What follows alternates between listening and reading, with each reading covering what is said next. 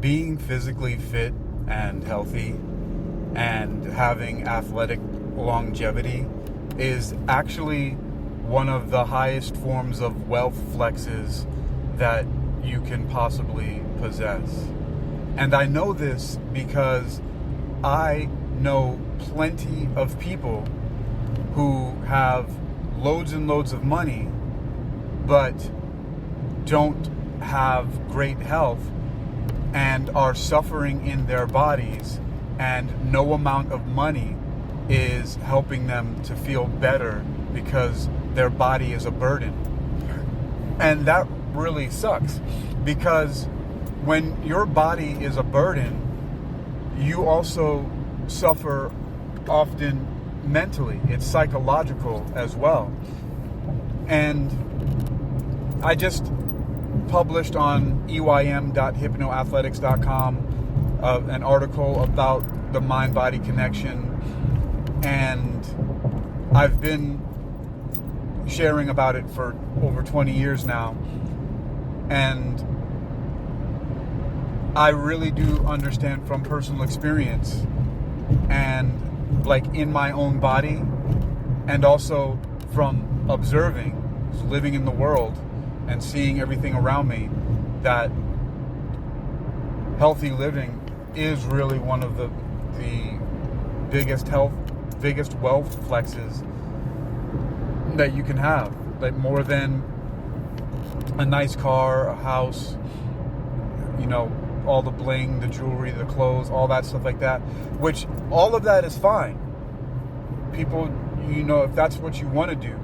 However, if it's being done to cover up, which, let's be real, a lot of that is what it is, because there's a huge problem I call the global brainwashing agenda, and maybe a little bit of that is to have a little bit of shock and awe to get people to pay attention, but it really is very close to that being a global brainwashing agenda, that people, and the reason I say that is because there are very few reasons why people would continuously and consistently act against their best interest as much as I observe people doing.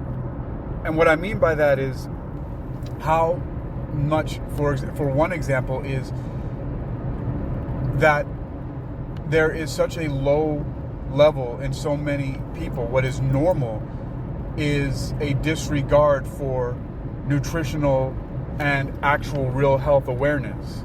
What you'll see instead is, and a lot of people will recognize this, what you'll see instead is a lot of superficial health things that come in the form of what might be close to physical fitness, is the whole bodybuilding routine that people go through when they go to the gym, which is, you've probably typically heard of this. On one day you're going to do chest and tris, another day back and bis, another day legs, and another day core or abs and cardio, right? That would be the 4-day split, right?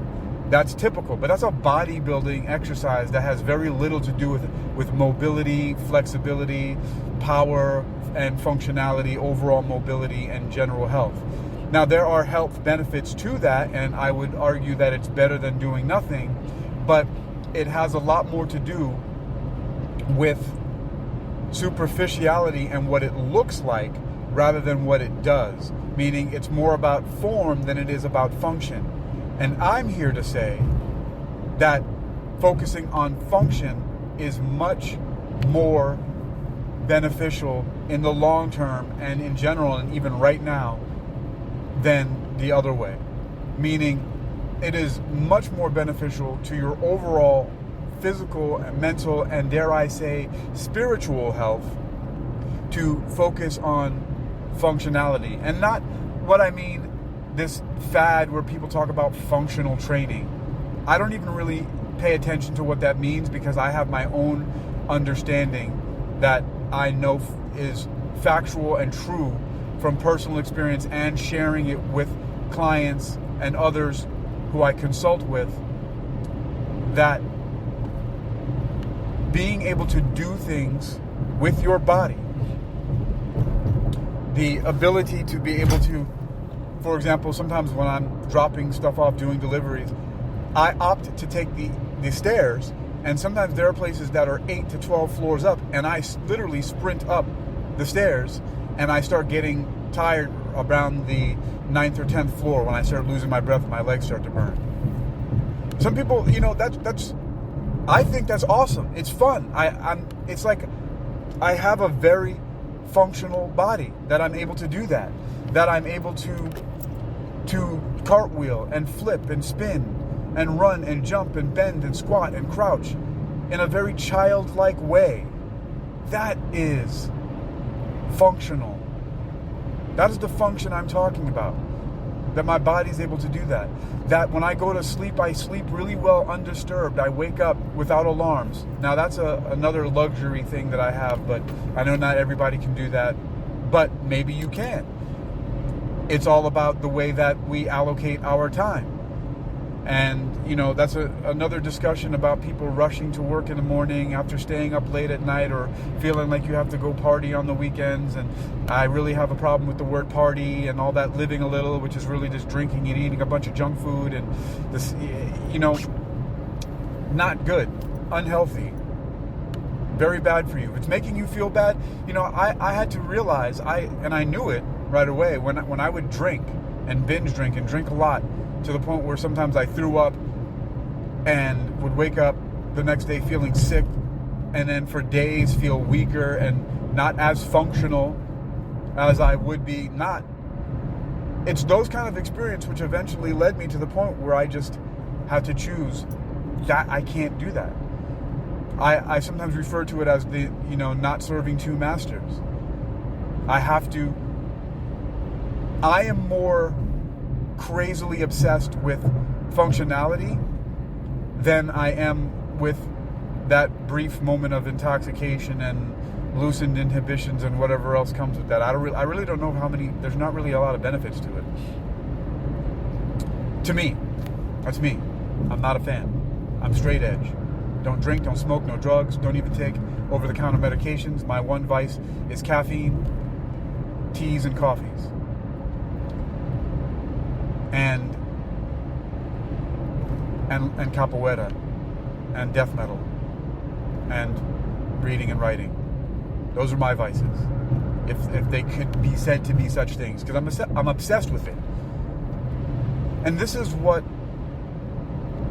I don't seem to understand, people acting against their best interest. I know how it feels to do those things, and they're not good. Even things that have the least amount of detrimental effect on the body do have somewhat of a detrimental effect, like cannabis, weed, right? It's one of the safest substances we know of, but it still bothers me to a point where I would rather not. It's not worth it to me. The recovery from these things.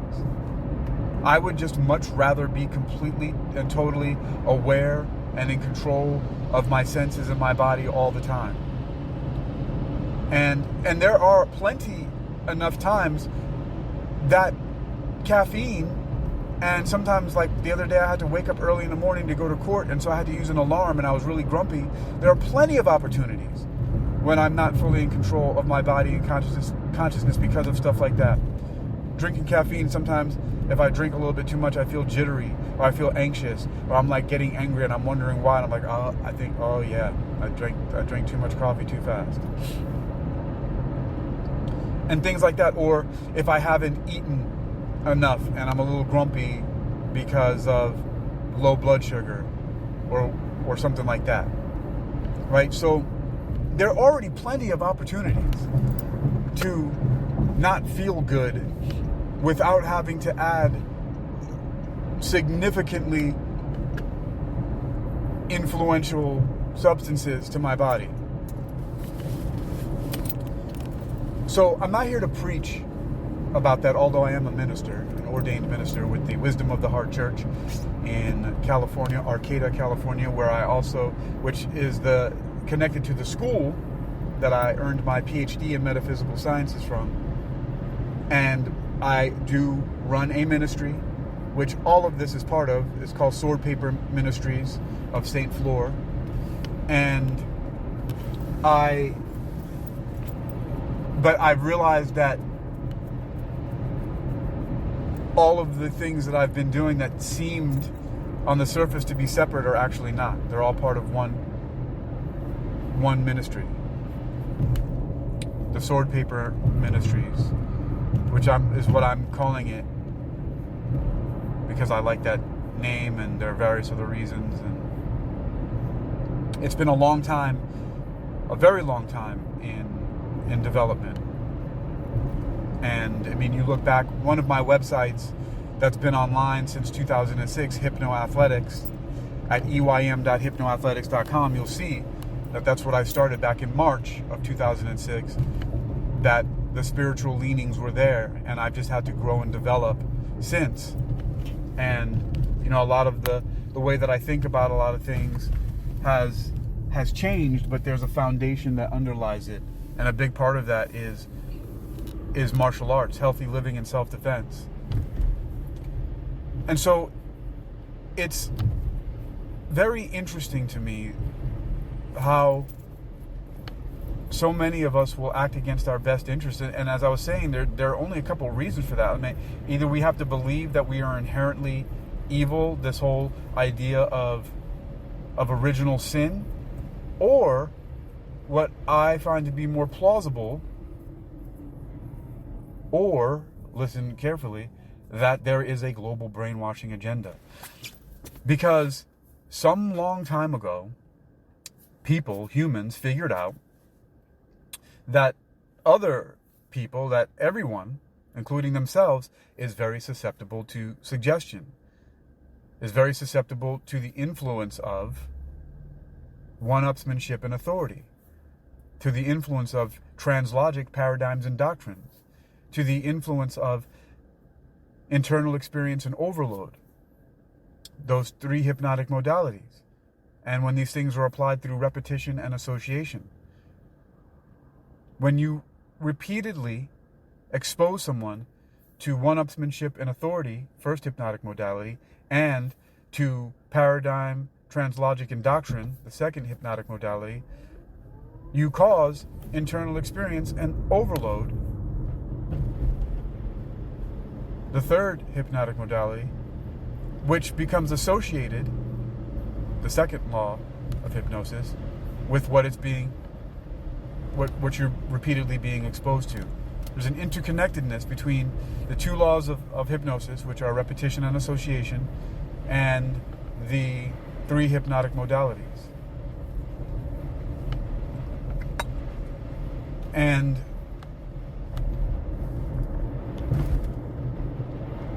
these things that have been discovered about humans, that we're very susceptible to the influence of these things, can be used for good or ill. And a lot of times, unfortunately, because of self-interest and opportunistic leanings, these modalities are being deployed for personal gain. It's like something that, you know, I've heard a lot, that the same tactics and techniques that are used in advertising and marketing, for example, and all types of forms of influence that are used to get people to consume and purchase things that are not so good for them, are the same exact techniques that are used by people who will sell you things that are good for you. And so somewhere along the way that got hijacked, or maybe it's just always been like that. But it's so fascinating that there's so much confusion around why.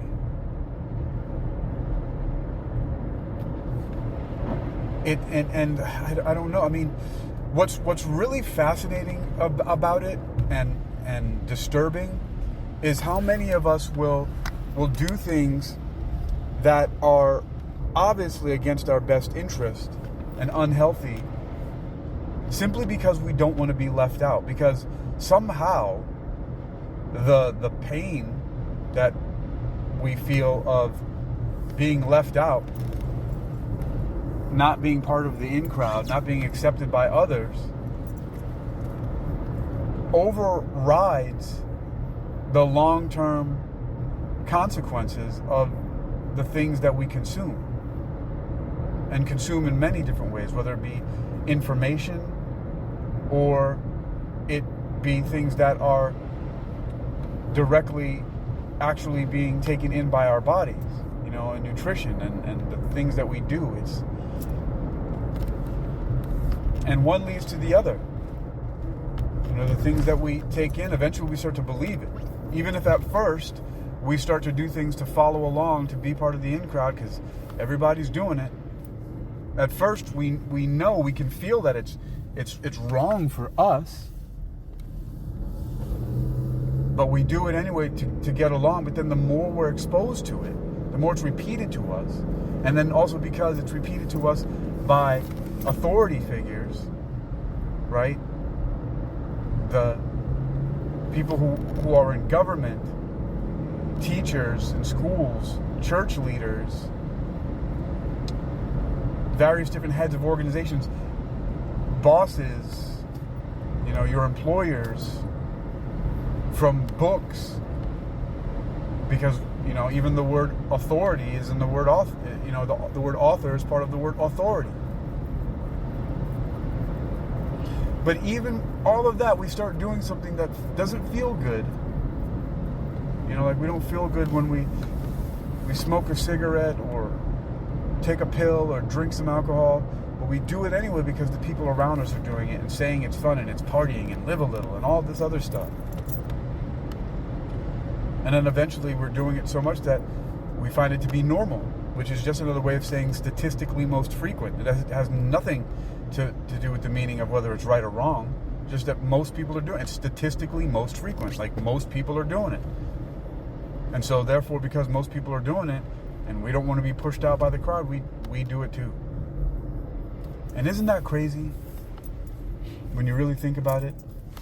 Isn't that really crazy that we will destroy our long-term health just for a tiny bit of short-term acceptance?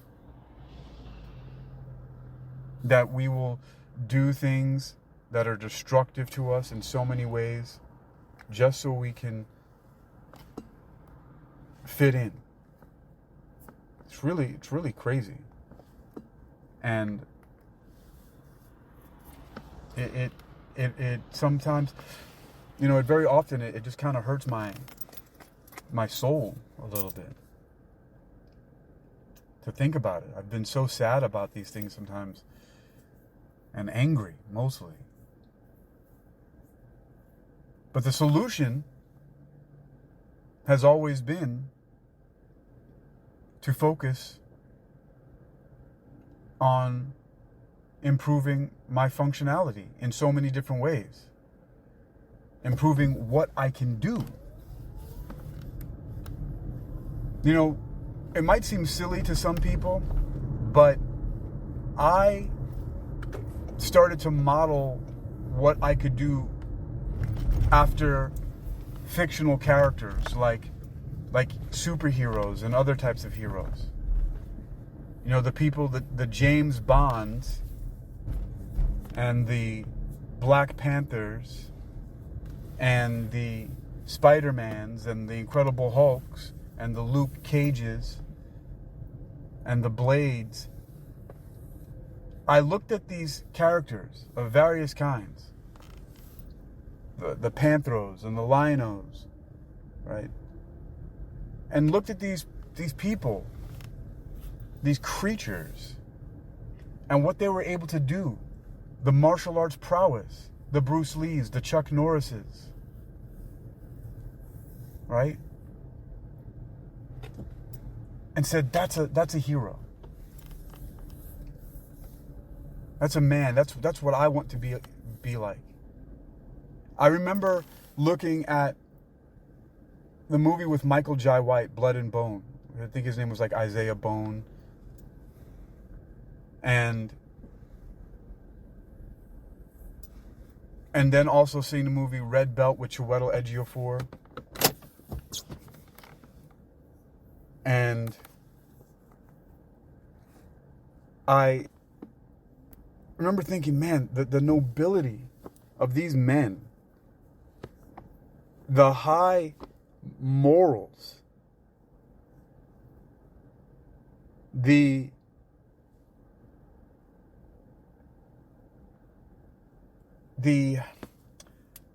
nobility of the fact that they just kept on doing what was right, regardless of the circumstances around them, just their whole worlds. Well, especially in the case of the movie Red Belt with Chiwetel Ejiofor. His name was Mike Terry in the movie. His character, Mike Terry. I would recommend that. That's one of my all-time favorite movies. And at the end, every single time I watch that movie, I'm not ashamed to say that I cry. Like, that movie tears me up. Maybe not bawling, tears streaming down my face, cry, but I feel it. That movie, Red Belt, I would recommend to anybody. And both of these movies feature martial artists, again.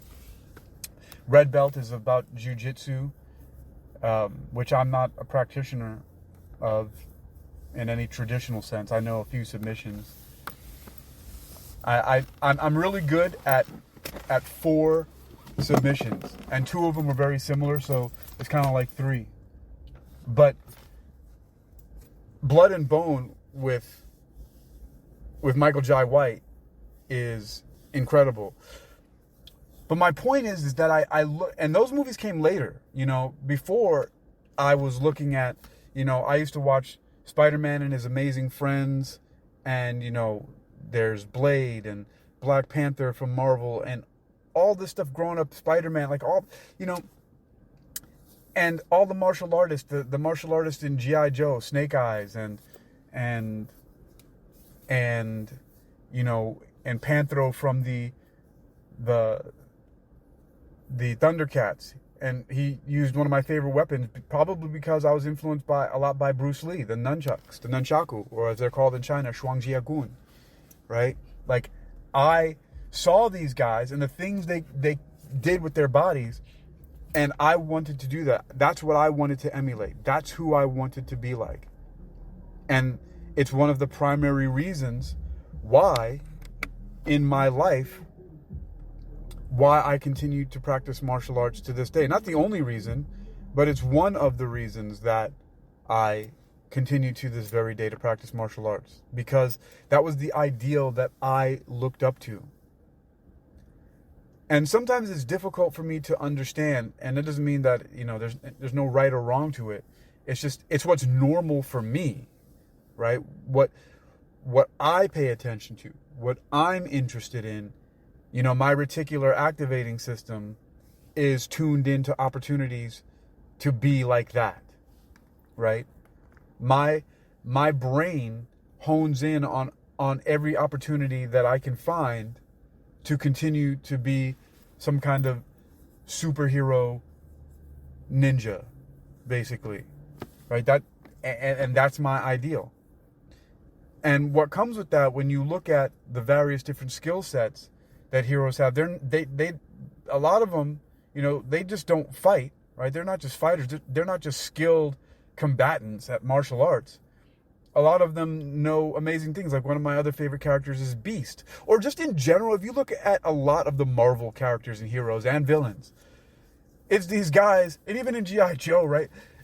The thing is that, where does all this tech come from? Even Panthro, he was the mechanic of the Thundercats. But he was good with his hands. He built things. He built the Thunder Tank, right? And then you've got Peter Parker, who was a scientist, right? Dr. Octopus was a scientist who made those crazy arms, the tentacles. Beast from the X-Men is a scientist, right? So many of the characters, Dr. Mindbender from Cobra and G.I. Joe, scientist, right? Like, so you got these gearheads, techies, and nerds who are doing these great things. And who are the guys that are, building the time machines or figuring out the science for it, like Tony Stark, right? And even to some degree, Batman, right? You've got all these guys who are mechanics or engineers or scientists and thinkers, and these are the guys who they do that, and they can also fight.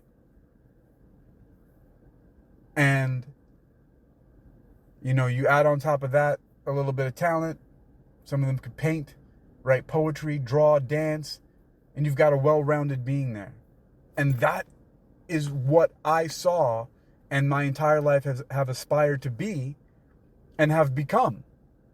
Sans any what could be considered superpowers. Or maybe they are. Maybe I do have superpowers.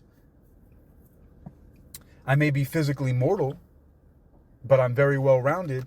And for 34 years to be able to maintain a high level of athleticism is incredible. Because I've said this before, but even just the other day, and even up to today, but like not too long ago, last week, somebody who was 22 years old saw me training at a park and said, I can't do any of that. And I've had several people in their 20s come up to me and say, how can I get like you? And then today I met two young men, maybe late teens, like 18, 19, maybe in their early 20s, who they want to learn from me. I showed them some moves, and they can't do. They're fit. They were jumping around trying to do backflips and stuff like that, but they don't have any training. I've been doing it for a long time, and the fact that I have something that I can share with them. Still, at this time, being more than 20 years older than these people. Some people, they're almost 30 years older than them. I'm 49, and being able to move the way that I do is just more than a blessing and a gift. It's amazing. As I started off saying in the beginning, or partly in the beginning, is that athletic longevity, the gift of physical fitness, is one of the highest wealth flexes to have. And in so many ways, because let's look at, some people would argue and say, well, athletes, this and that. What about, being smart, and what about, well, I covered that already, right? My PhD that I wrote my thesis was on cosmology and metaphysics. The school that I went to was metaphysical sciences, started by a church, spirituality. A lot of people will look down on it because it was done online, even though there are so many other high-level forms of education you can get online. But people will criticize it because people will find all kinds of ways to knock things down, even though they're not doing anything themselves, But I wrote my paper intentionally to cross over and bridge into something else that I was interested in, which was theoretical physics, and specifically cosmology, because a lot of the theoretical physicists that are very famous and that influenced me a lot were focusing on cosmology. Like Einstein, if you look at his theories on relativity, it has a lot to do with gravity and how that influences and affects the formation and different things about how the universe is formed and how it may end and so on and so forth, and black holes and all of that stuff, right? Why some of my other heroes and people I look up to and listen to all the time are Neil deGrasse Tyson. But before I even knew about Neil deGrasse Tyson, the first science communicator, the one who really influenced me more than anybody else at the time, and for a long time, for over 20 years, was Brian Greene, who wrote the book The Elegant Universe. And then I first caught wind of him years later when the Nova TV series, the special, came out on PBS called The Elegant Universe, that was hosted by Brian Greene. And my friend Kevin is the one who brought the DVDs to the apartment that we shared together, that he let me move in with him. And he was into that kind of stuff, documentaries and all kind of stuff and educational things. And he brought The Elegant Universe, and man, what an influence that had on my life. And so my PhD thesis, it was called Eternal Echoes, Metaphysical Inquiry into the Fate of the Universe. Well, meanwhile, most people's theses are probably about stuff like angels and witchcraft and aliens and and all kinds of other woo-woo, which is fine because that's what the school is teaching, and meditation and candles and blessings and affirmations and new age and thoughts become things and we become what we think about. All that stuff is cool. I learned about that and comparative religion and so many things at that school. All of it's great. I'm totally into it. I spent a lot of my life thinking about that stuff and having interesting experiences all around it. I think it's all great. Point is about that people will criticize, well, you might be highly athletic, but what about how smart you are? Well, I think I'm definitely pretty intelligent, and objectively, not just because I think so. And I don't have to be humble about this either, right? There's no reason for me to do that. The fact that almost everything that I read, I haven't come across anything, any reading material, doesn't matter if it's Principles of Neuroscience by Eric H. Kandel or any book that I cannot look at and understand what I'm reading. Even if it takes me a couple passes, I will figure it out by reading it, simply because I read so much and I also define words that I don't understand.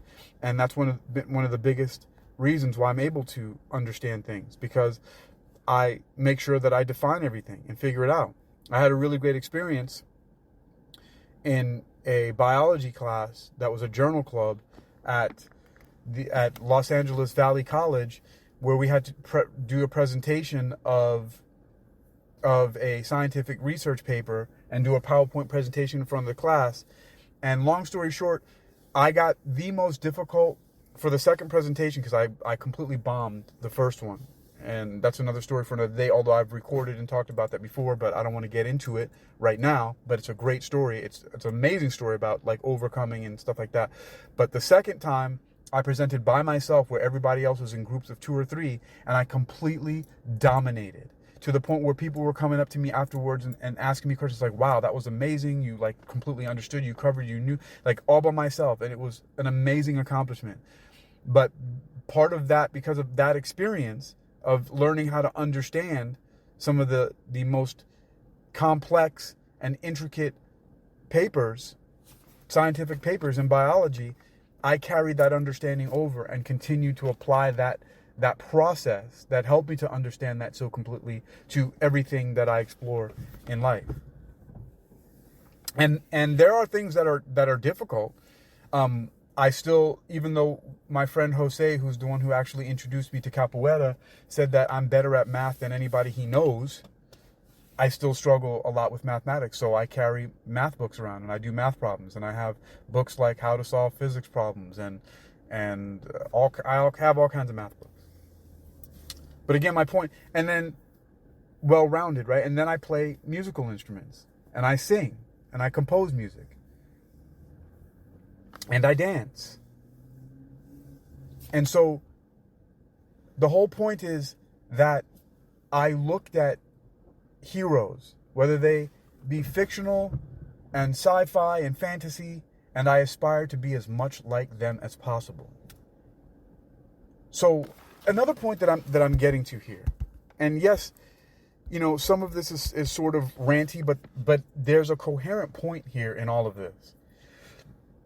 And it's this understanding that, again, I talked about how there's a global brainwashing agenda, and that's the only real true explanation why people may be acting against their best interest. Because here's what you'll have.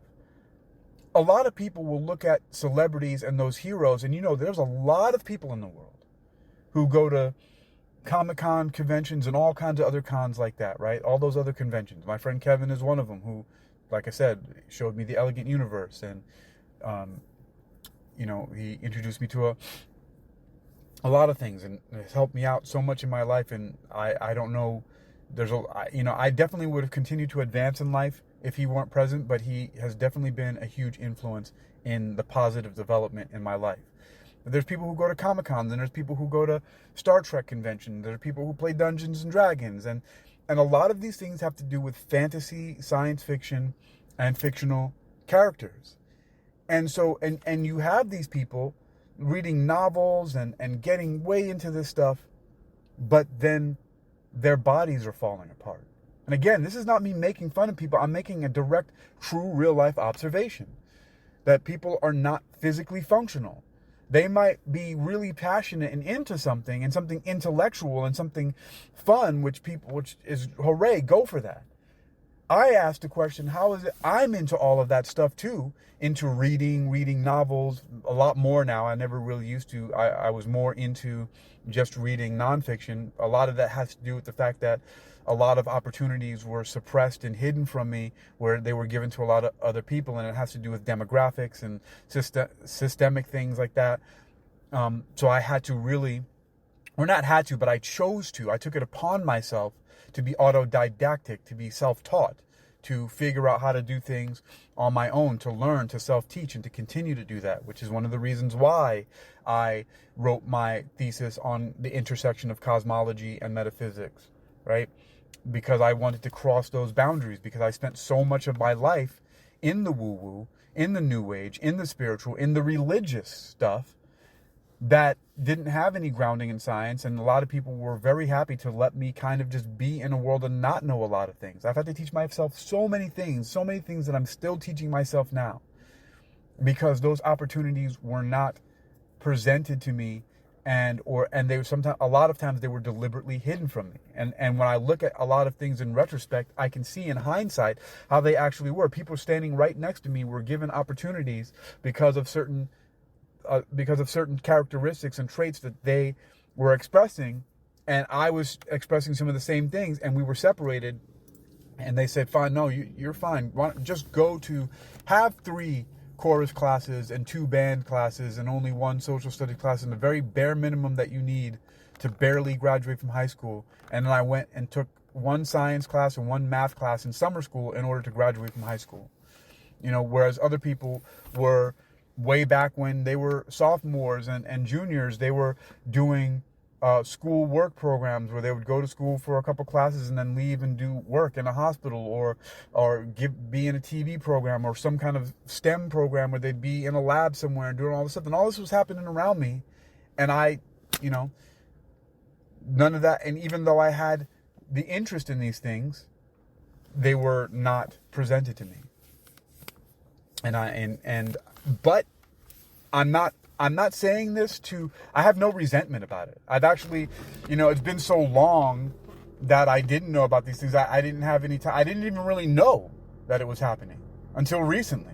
When I look back and see a lot of situations and had it pointed out to me, I had no idea. So I had no years and years to build up resentment about it. And I don't think that I would be resentful about it either, because there's a lot of things that happened in my household, and things that I saw my parents doing to each other, and things that I saw experiencing with extended family, and all kinds of stuff happening, and teachers, that said things and did things that they definitely shouldn't have done. And just all kind of experiences that I had that I could look back and be resentful of, but I'm not. I actually don't have, I'm not mad at my mom and dad about things. Like, one thing I'm kind of upset about my parents is just certain things that they're doing to themselves, just in the same way. And the reason why I'm even talking about what I'm talking about now, because I just look at humanity.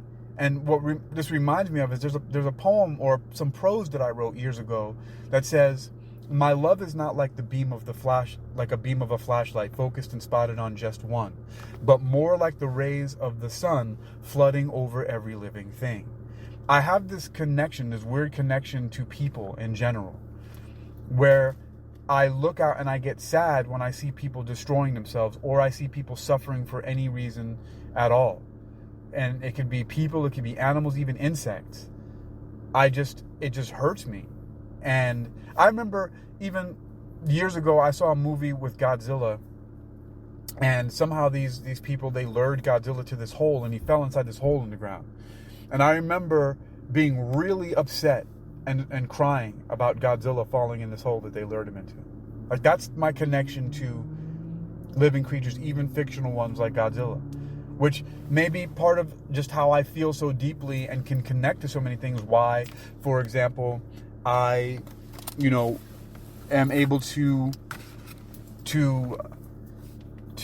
edify and to want to exemplify and embody the traits of superheroes and maybe why I'm able to do it so well, or even how my mom said that not only that I was basically the Hulk, I would Hulk out, but that I have a very vivid imagination.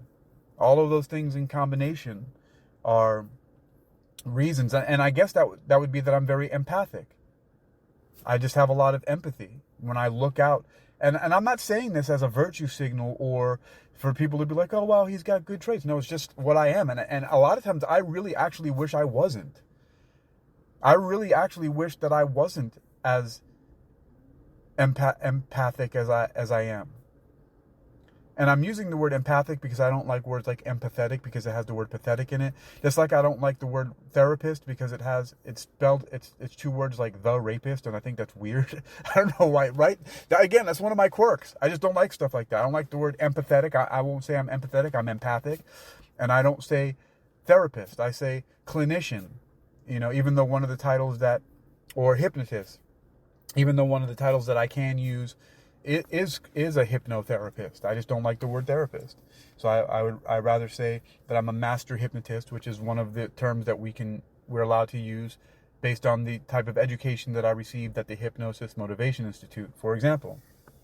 So I prefer clinician, clinical hypnotist, master hypnotist, right?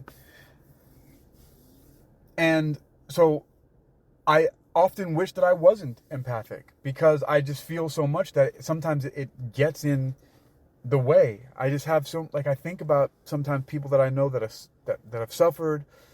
Sometimes I think about Floor, and then I just and I can it cause the thing that happens with it is that it starts to pull me into this brooding state of melancholic and forlorn dwelling, which thankfully I've learned to just pull myself out of. I actually have learned to let myself feel it for a moment, and then I take a deep breath, and then I ask myself the question, what do I really want to be thinking about? How can I do this thing? How can I get this certain result? And really, it's just like that, asking a question. Like Robert Kiyosaki talked about in the book Rich Dad, Poor Dad, when people say, I can't afford it, it's a sentence, it's a statement that ends with a period that basically stops all thinking. Whereas if you ask yourself a question, how can I afford it? It gets your gears turning, it gets your thinking. And then recently that was driven point by some kind of ad I saw for Tony Robbins where it was about asking questions. And I said, yeah, that's something I've been thinking about and asking myself that question all the time. It's become part of my SMART goals, SMART, specific, measurable, attainable, realistic, and time-bound. And so I add that to when I wake up in the morning, I ask the question while I'm doing my breathing meditation and going over the SMART goals. And this is all part of embodying the traits of the heroes and superheroes that I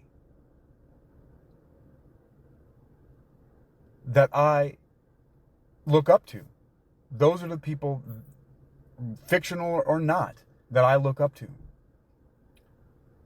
It's said, and one of the first places that I heard this was in the Hypnosis Motivation Institute, but it said that, and now you hear this a lot in a lot of the whole personal development and self-help industry and all of that life coaching stuff, that you become the sum total of the 5 to 7 people you spend most of your time with.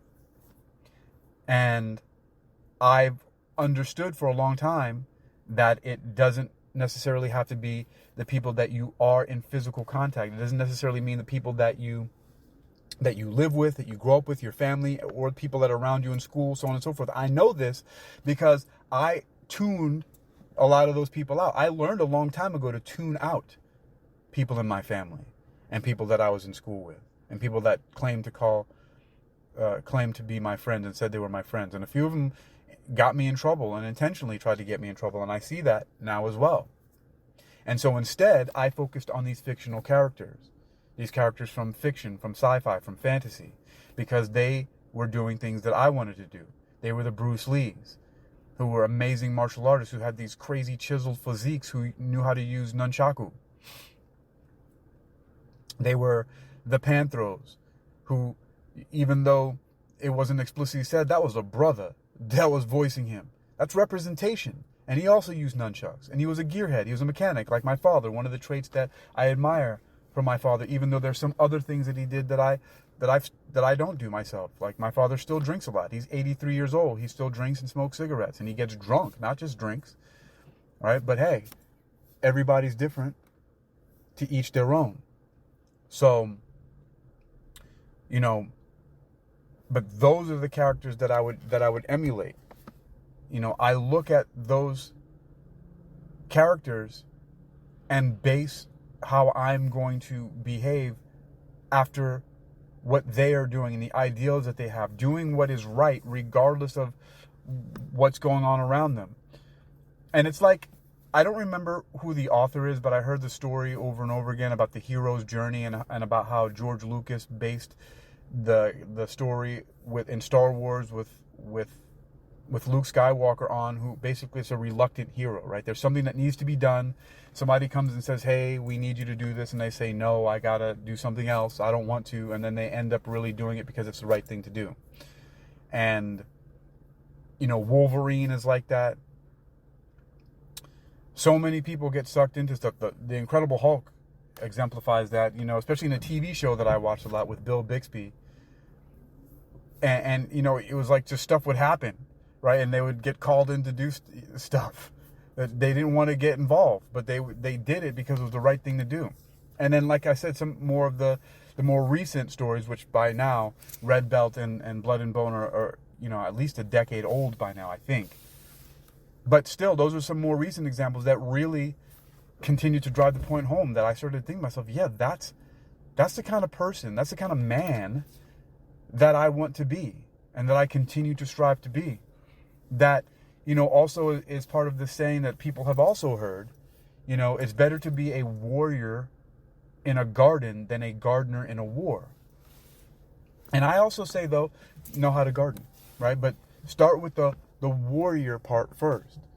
Learn how to, and also I remember a friend of mine, Noriko Kobayashi, one day, I forget what I was talking about, but she invited me over to her place. We were having tea, and she showed me this book, and in the book, it had, what was it?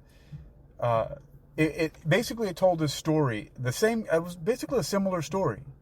And I think that there's something deeply ingrained in the Japanese culture about this, but it was basically telling the idea that love without strength is useless, but strength without love is violence. And it was about how, you know, if somebody loves their family, what does it matter if they can't protect them? And if there's a person who can protect, who's strong, who can fight, but they don't have love, you know, what is their point? Like, you know, then they might just, without that love attached to it, they may just become, you know, violent. So, towards their family or the people that they're close to. But again, you see, there's a lot of connection. There's a lot of different bits and pieces of information and experiences that I've had that really circle around the same central theme and idea. That this pursuit of well-rounded functionality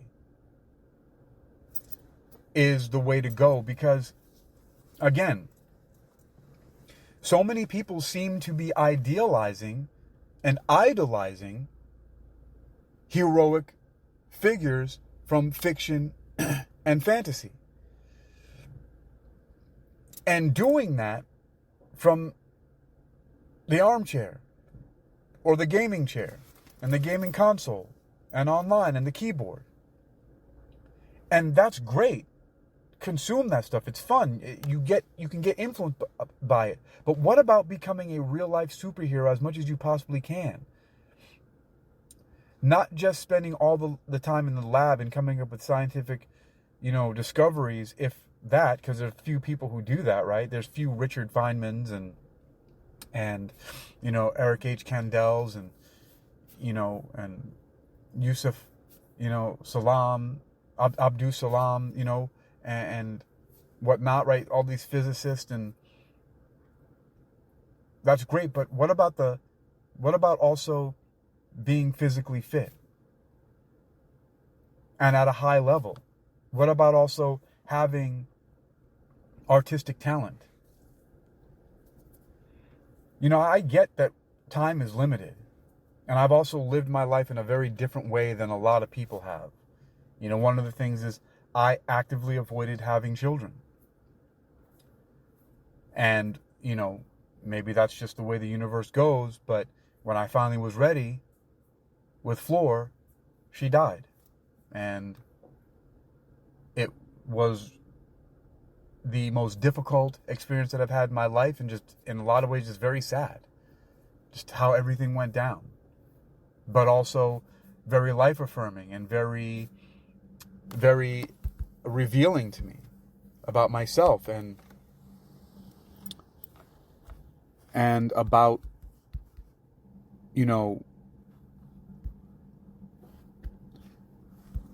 about how, just looking at things in perspective. That's really what I'm saying, is it's giving me a lot of perspective. So, but again, what I'm really looking at here is this idea of, well-rounded. So how is it that we can idolize and idealize these heroes and figures and celebrities and fantasies and things like that, and not strive to be as close to that as we possibly can, right? Like, shoot for the moon. If you miss, at least you land amongst the stars. We may never be perfect, but why not train and practice for perfection, right? They say practice makes perfect. I say practice makes better. There's always room for improvement, my mom used to always say. Right? Her thing was, and I put them into 4 statements that people may have heard before. The first one is, everything happens for a reason. And sometimes that's hard to accept, but I've accepted that. The other one was, there's always room for improvement. I can see that. There's always room for, I'm constantly improving. I've seen that, yes, there is always room for improvement, because so many things in life I keep on improving at. One that's controversial, but also is working for me: do what you love and the money will follow. And it's been very difficult to make that one work, but I'm seeing that it can. And it's so difficult in this day and age where, income is not catching up with like the housing prices and all kinds of other things to survive. It's rough. It's a struggle. But my favorite one of all which is a question. And I was talking about earlier about questions. Instead of saying I can't afford it, ask the question, how can I afford it? Which is the same thing that my mom was teaching, which was, what do you mean can't? If we ever said can't, her question was, what do you mean can't? That was it. That was the question. And it's amazing, because it stuck with me. Those things. Everything happens for a reason. There's always room for improvement. Do what you love and the money will follow. And what do you mean can't? And people have questioned, you can't do what you love and the money will follow. And there's all kinds of gurus and teachers and stuff like that will say that. And I just say, what do you mean can't? Because especially, technology is now catching up. One of my podcasts, I think it was Hypnoathletics, where I made a podcast some time ago that said technology catches up with proclivity, which I was basically saying, now the tech to be able to broadcast and do a lot of things is starting to catch up with how I really want to operate, which is basically as a one-person enterprise. By the way, I have that website, onepersonenterprise.com. And because a long time ago, I learned to not wait for somebody else's permission to do something. And I have story after story, a real life story about doing that. Like how about, I was training a client at a gym, and I went inside of a room so she could use the water fountain, and then confirm with her for our next appointment. And she drank the water, and I said, see you next time. And then there were a bunch of people standing around, and I asked them what they were doing. They said kickboxing class. I said, no, you're not. You're standing around. Well, our teacher's not here. It's 9 minutes after class. I said, do you mind if I teach until he gets here? We don't care. We just want to do the class. I started teaching it. The teacher never showed up. The group fitness director, Anthony, was so grateful that he says, I'm going to put you on the schedule as a sub. And by the way, do you teach boxing? Because, Floyd Weaver is not going to be here next week. Yes, I can. It's just kickboxing without the kicks. And then that led to, hey, you don't happen to teach yoga by any chance? I lied and said, yes, I did. And I bought a yoga book, a yoga DVD, went to a couple of yoga classes because the class was until the next week. And next thing you know, I started teaching yoga and became known as one of the best yoga teachers that people have ever had.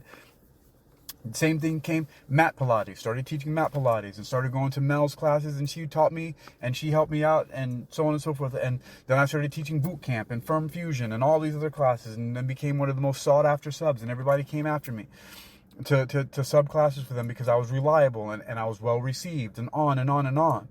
Right? That's just one example of that. I didn't ask permission. I had no certifications. I just stepped up when the time happened and taught myself and took advantage of the opportunities when they presented themselves. And so many different things like that. And, not asking permission, just doing it. Like, other examples of that are recording my own albums and not waiting, once the opportunities disappeared to be in studios with bands and other people paying for it, I bought my own equipment. Same thing with playing guitar and getting my first guitar amp and all that other stuff like that because I wanted to play heavy metal. I didn't wait. I didn't ask for permission. Didn't wait for my parents to get it for me. I got everything myself. And I've just been doing that over and over and over and over again. What do you mean can't?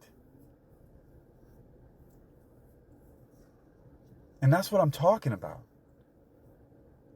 And I know it's hard. Like there's things that I struggle with, and there's certain parts of my life, specifically when it comes to finding a home base, somewhere I'm gonna plant some roots and buy a home, and other things about business and money and things like that I wish were different. But I'm not gonna cry about it. I just keep figuring out ways to get better and better, which is why when I'm driving around doing gig work, I'm constantly listening to practical advice from people like Gary Vaynerchuk and other speakers here and there that are giving advice, or I'll just tune into Star Talk and listen to Neil deGrasse Tyson or something like that, right? Or I'll listen to a commercial that talks about investing in this, or who's talking about building a business with AI, or, while I'm driving. Because why not? What else am I going to do with my time? I mean, I could just be binge watching stuff like that, but you know what? I do. But it's in the background while I'm publishing, for example, the recording of what I'm talking about right now as a podcast, and working with AI to figure out how to give me the best title, the best description, and the tag so that it reaches the widest audience at the top of the so-called funnel, right? The awareness funnel, the attention funnel. And I'll have like The Big Bang Theory on in the background, or some other movie that I wanted to catch a glimpse of, or seemed interesting to me. But I'm doing some work. And the work that I'm doing is more important than that, because when I have to use the speech to text feature to prompt the AI to give me a result that I want, I press pause on that without hesitation. The work that I'm doing, I'm obsessed with it. I love it. The spoken and written word, that has been so influential on me. That is how I've consumed the 5 to 7 people who I'm the sum total of. And that switches all the time. But there have been a lot. They've been the Robert Kiyosakis, and the Napoleon Hills, and the James Allens, and the Ernest Holmes, and the Wallace D. Waddles, and the Earl Nightingales, and the Jim Rohns, and the Les Browns, and on and on and on.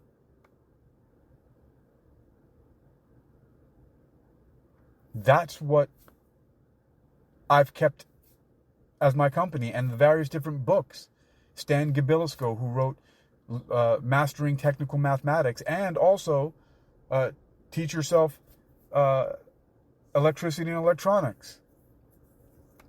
2 thick books, by the way, which are awesome. I mean, I could keep going. And all the different capoeira groups in the world, the ones who love me, the ones who hate me, the ones who've accepted me as I am, who let me be, all of the martial arts instructors and groups who've taken me under their wing and let me train with them, a lot of times for free, just to roll and spar. A lot of the bands and musicians who've come to record with me and given me music and tracks. Robert Woods Ledoux, love you, brother. You're one of the amazing, one of the most amazing musicians in the world that I'm honored to ever have worked with. And, you know, the band I played with in China. I mean, just these different things, though, these opportunities, I wouldn't have been alert to them if I didn't decide that there's always room for improvement. And to keep asking myself, well, what do they mean can't? I'm going to do it anyway. I'm not going to ask for permission. And I'm going to aspire to and practice and train to have the highest ideals. I mean, why wouldn't you want to be as best as you can be? If everybody's looking up to and edifying and worshiping superheroes, right? Why not be one? I mean, and I'm not even going to qualify that anymore with, oh, I know it's fantasy, but why not be one?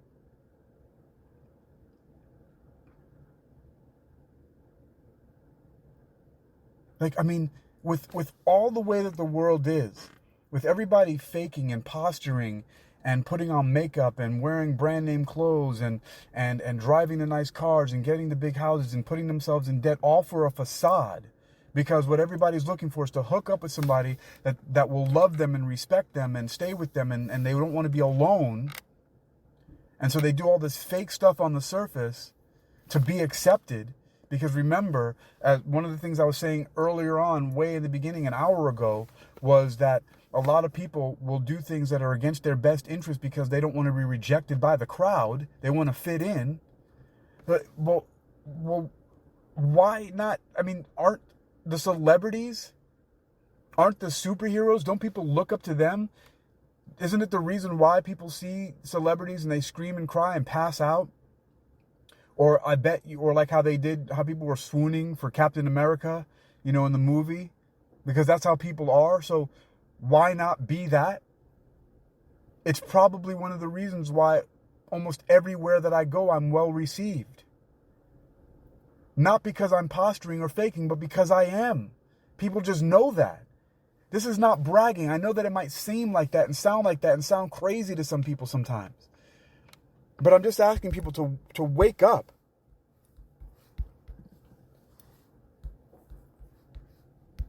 You can start now whenever you are, wherever you are,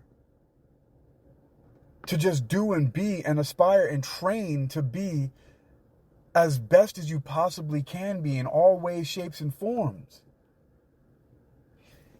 Academically, and if not formally, study on your own, intellectually, talent-wise, dance, sing, write, paint, sketch, build, work, dream, create, physically, run the marathon, or at least the 5K, swim, play basketball, baseball, soccer, martial arts, capoeira, MMA, something. Be passionate about. And yeah, maybe you have a forte, focus on one, but do your best to be well-rounded. My most difficult sphere is probably the academic intellectual one. Maybe, I don't know. Or maybe it's music. I don't know. Maybe martial, I have no idea anymore. I'm just doing them all the time, every single day. And I can't do without it. Why am I addicted to that? What? And yes, look, I understand this thing about that we shouldn't expect everybody in the world to be like us, and that's really closed-minded to expect everybody to. But I'm not saying that. I'm saying I'm talking about the foundational idea of this is why choose to do things against your best interest when your aspirations can be to know that there's always room for improvement and just keep on doing that instead of the time-wasting, self-destructive things. And I know that there are all kinds of reasons and all kinds of experiences that people have had in their lives and all kinds of things that people have gone through, and I get it. And some people's journeys are much more difficult than others. Definitely a lot more difficult than mine in so many ways for the path that I've been on. What this is really for too, and I've actually said this a lot myself, and then I've listened to some speakers, Gary Vaynerchuk in particular, talk about this, that you can do whatever you want. Most people, it doesn't care. Be you, you're allowed. But it's the people who complain. It's the people who complain about my life sucks, I wish this, that, those people are rich, da da da da da da. It's like, shut up and then stop complaining about it then, and just do the things that you need to do to be better. That's who this is really for, because there are a lot of whining, complaining people who are looking out and saying, why does this person get to do that? Why are they like that? Oh, you must spend all your time in the gym to get your body like that. No, I don't. I hardly go to the gym, actually. It's just I've learned how. I figured out the hacks, if you will, which are not shortcuts. It's just I daily move. I'm exercising every single day in some kind of way in everything that I do. From the time that I wake up in the morning to doing my breathing exercises and planning in my head my day, my aspirations, my superhero goals, I have embodied it. It is in everything that I do. I'm completely obsessed with it because that's what happens. There is no off season. You do not turn this off. That's what it means, lifestyle. That's what it means to have a lifestyle of healthy living, and you don't turn it off. It's all the time. It's just like how a lot of people, look, if you're not going to control yourself, other people will. Here's a really great and very visceral and sad example of it, where if you want to take the shortcut, a lot of people will get put on medications that they have to take every single day in order to control some kind of ailment. Well, it's the same thing that I do. I do these things every day to stave off, to prevent any of that crap from happening to me. It's the same thing. What are you going to choose to do every day? That's really basically what it comes down to. Because then when things get too bad, when the sickness, the disease, the ailments, the stiffness, all that stuff starts to catch up, then someone will gladly give you a prescription that you have to take every day to manage that. When instead I'm managing by every day. It's the same thing. What are you going to do every day? What are you going to think about, speak about, and do all the time? Those are the results you're going to get. Just like integers. Everything's either a minus, a neutral, or a plus one. It's either a minus one, a 0, or a plus one. That's how you score life. What is this doing?